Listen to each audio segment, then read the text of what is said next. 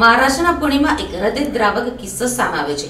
પુણે જિલ્લામાં માવલ કેમ્પસમાં એક પ્રેમિકા જે પ્રેમીથી ગર્ભવતી બની હતી તે કસુવાવડ દરમિયાન મૃત્યુ પામી હતી। તેના શરીરનો નિકાલ કરતી વખતે તેના 2 બાળકોને પણ જીવતા નદીમાં ફેંકી દેવામાં આવ્યા હતા। માવલ તાલુકામાં એક ચોંકાવનારી ઘટના પ્રકાશમાં આવી છે। આ કેસમાં તાલેગાંવ MIDC પોલીસે પ્રેમી અને તેના મિત્રને હથકડી લગાવી છે। આ હૃદયદ્રાવક ઘટના 9મી જુલાઈના રોજ બની હતી। 6ઠી જુલાઈના રોજ બોયફ્રેન્ડ ગજેન્દ્ર દગડખેર તેની ગર્ભવતી ગર્લફ્રેન્ડ અને તેના 5 અને 2 વર્ષના પુત્રો સાથે કલંબોલી ગયો હતો।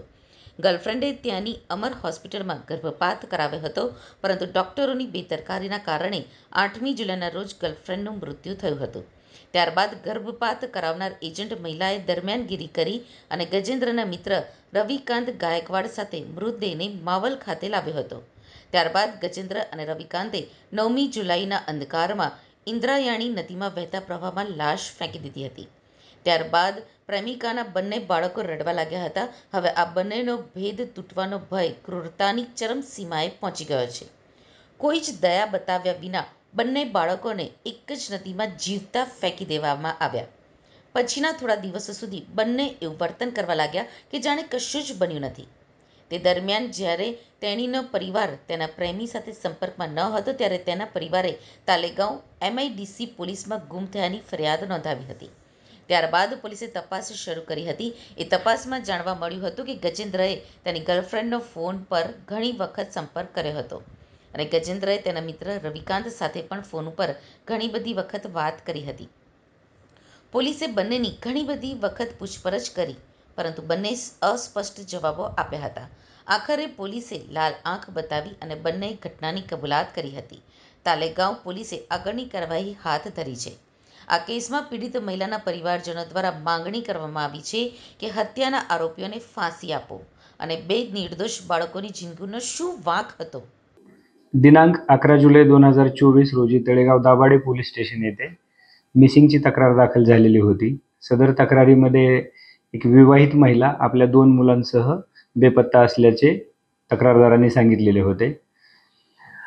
सदर मिसिंगच्या तपासामध्ये विवाहित महिलेचे एका इसमासोबत प्रेम संबंध होते आणि त्यामधून ती प्रेग्नंट असल्याचे दिसून आल्याने तिच्या प्रियकराच्या सांगण्यावरून ती प्रियकराच्या मित्रासोबत कळंबोली जिल्हा ठाणे या ठिकाणी गर्भपात करण्यासाठी गेलेली होती आणि त्या ठिकाणी उपचारादरम्यान तिचा मृत्यू झाला।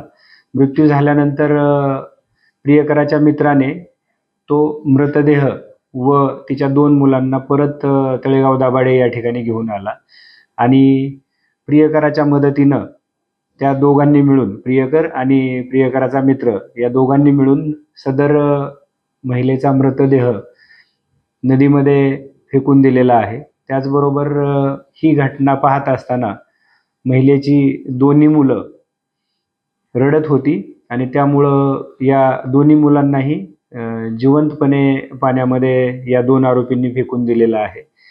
सदर दुर्दैवी घटनेच्या अनुषंगानं दोन्हीही आरोपींना पोलिसांनी ताब्यात घेतलेलं आहे। आरोपींनी गुन्ह्याची कबुली दिलेली असून त्यांना अटक करण्यात आलेली आहे आणि पोलीस न्यायाधीशासमोर हजर केला असता त्यांना 30 तारखेपर्यंत पोलीस कोठडी दिलेली आहे। ही घटना नेमकी समोर कशी आली आणि उजेडात कशी आली? सदर मिसिंगच्या तपासाच्या दरम्यान बेपत्ता महिलेचे CDR तपासणी केली असता त्यामध्ये हे जे संशयित आरोपी आहेत यांच्याकडे पोलिसांनी विचारपूस केली आणि त्या अनुषंगाने त्यांनी नंतर सदरचा प्रकार केला असल्याची कबुली दिलेली आहे। તો મુખ્ય આરોપી ગજેન્દ્ર દગડખેર અને તેના સાગરીત રવિકાંત ગાયકવાડે પોતાનો ગુનો કબૂલી લીધો છે અને આરોપીઓને આજે વડગાંવ કોર્ટે 30મી સુધી પોલીસ કસ્ટડીમાં મોકલી આપ્યા છે અને વધુ તપાસ આંબી MIDC પોલીસ ચલાવી રહી છે। बहुत बड़ा धोखा हुएला है, बहुत बड़ा धोखा करेला है। 2 छोटे छोटे बच्चे थे, तो सोली जाके नदी में फेंक डाले। बच्चों को भी, जिंदा बच्चों को पानी में डाल दिया। ऐसा कैसा आदमी होगा? वो आदमी को सजा चाहिए। गजेंद्र दगड़खेर को ऐसी सजा दो कि वो किसी के साथ, दूसरे के साथ नहीं करना चाहिए। आज मोहल्ले में हमारे सब लोग रहते, वो दूसरे बेटी के साथ ये नहीं चीज करना चाहिए। इसको छोड़ना ही नहीं चाहिए, इसकी फांसी की सजा होना चाहिए। बोलो हाँ होना चाहिए।